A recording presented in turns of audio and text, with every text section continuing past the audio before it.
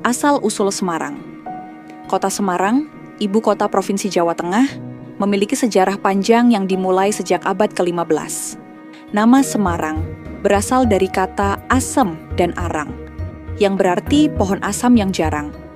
Nama ini diberikan oleh Ki Pandan Arang, tokoh yang dianggap sebagai pendiri Semarang. Pada tahun 1475, ia diutus oleh Kerajaan Demak untuk membuka wilayah baru di pesisir utara Jawa dan menetap di daerah yang kini dikenal sebagai Semarang.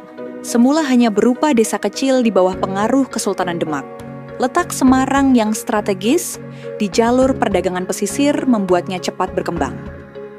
Pada abad ke-16, pelabuhan Semarang mulai ramai oleh aktivitas perdagangan dari berbagai bangsa, seperti Cina, Arab, dan Eropa. Hal ini menjadikan Semarang tumbuh sebagai pusat perdagangan penting di wilayah Jawa Tengah. Perkembangan Semarang semakin signifikan setelah tahun 1678,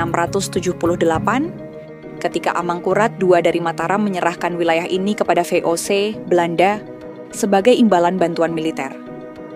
Belanda kemudian membangun benteng serta infrastruktur perdagangan dan pemerintahan, memperkuat posisi Semarang sebagai kota pelabuhan utama.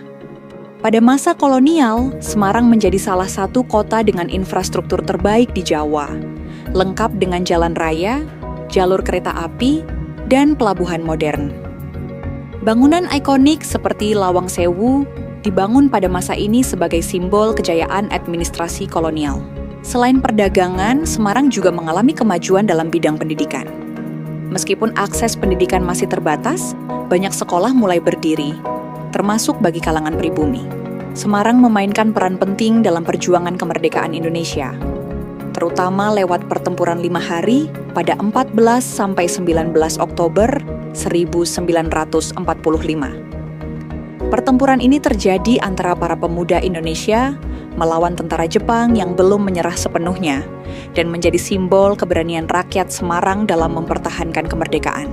Kini, Semarang telah berkembang menjadi kota metropolitan modern yang tetap menjaga warisan sejarahnya.